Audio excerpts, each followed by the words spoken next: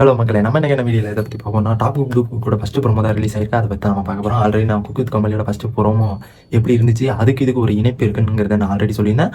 அது எதை வச்சுங்கிறத இப்போ நம்ம ஃபுல் டீட்டெயிலாக பார்க்கலாம். இந்த வீடியோவில் போகிறவங்க நம்ம சேனல் புதுசாக இருந்தீங்கன்னா சப்ஸ்கிரைப் பண்ணுங்க. இந்த வீடியோ லைக் பண்ணுங்க. எனக்கு ரொம்ப ரொம்ப ரொம்ப ரொம்ப ஹெல்ப்ஃபுல்லாக இருக்கும். அண்ட் என்னன்னா, நம்ம வந்துட்டு எதை வச்சுருக்கேன் நீ சொல்கிற top cook dupe and cook with Comali வந்து சீசன் 5 வந்துட்டு நீ ஒரு இணைப்பில் இருக்க அப்படிங்கிற மாதிரி நீங்கள் சொல்கிறீங்க. நீ எப்படி சொல்கிறடா அப்படிங்கிற மாதிரி நீங்கள் கேட்குறீங்க. அண்ட் அதுக்கு வந்து நான் என்ன சொல்ல போகிறேன்னா, நம்ம இந்த வாரம் வந்துட்டு அங்கேயும் ஒரு ஒரு ப்ரொஃபஷ்னலான ஒரு வீக்கு நம்ம டாப் குட் குக்கில் இங்கே வந்துட்டு நம்ம கிட்ஸ் ஸ்பெஷல் வீக்கு. இதில் வந்துட்டு என்ன ஒரு அட்டாச்மெண்ட் ஆகுதுன்னா, இதில் வந்துட்டு ரெண்டு பேருமே ரெண்டு இதுலேயும் ஒரு ஜோக்கர் கிட்ட தான் வந்திருக்கு. அதுவும் நம்ம குக் வித் கோமாளியில் இருந்த மோனிஷா வந்துட்டு நம்ம டாப் குட் குக்கோட ஒரு அதில் கெட்ட போட்டிருக்காங்க. நம்ம குக் வித் கோமாளியில் வந்துட்டு நான் ஆல்ரெடி சொல்லியிருந்திருப்பேன். அந்த வீடியோ பார்க்காதவங்க பார்த்துட்டு வந்துருங்க. பார்த்தா தான் உங்களுக்கு புரியும். அதில் வந்துட்டு நம்ம புகழ் வந்துட்டு ஒரு ஜோக்கர் கிட்ட போட்டு அவரும் நல்லா சூப்பராக பண்ணியிருந்தாங்க. அதை விட நம்ம மோனிஷா தான் வேற மாதிரி பண்ணியிருந்தாங்க.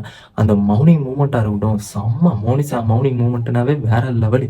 நம்ம கோபிநாத் எப்படி பண்ணுவாரோ, நம்ம மை கோபி எப்படி பண்ணுவாரோ அவருக்கு மேலே பயங்கரமாக பண்ணாங்க நம்ம மோனிஷா.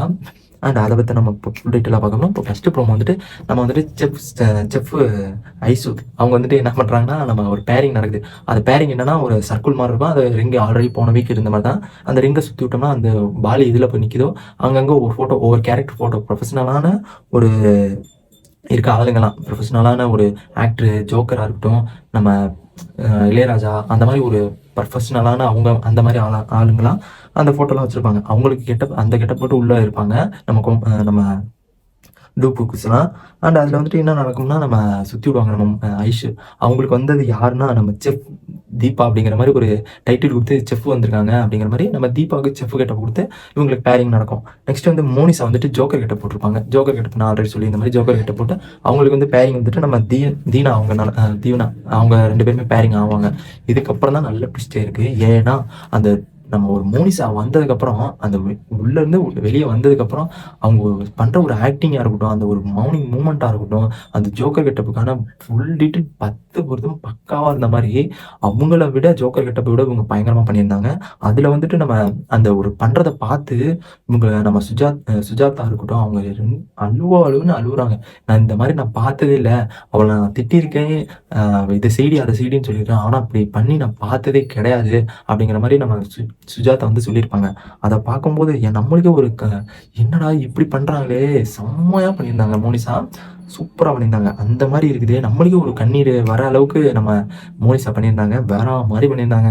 அடுத்து வந்து நம்ம மோனிஷா கெட்டப்ப பார்த்து நம்ம சிங்கம் பிடிச்சாரு சும்மா பிரின்னு பிரிச்சு செஞ்சுட்டாங்க நம்ம மோனிஷா அப்படிங்கிற மாதிரி நம்ம சிங்கம் பிடிச்சாரு சொல்லியிருப்பாரு.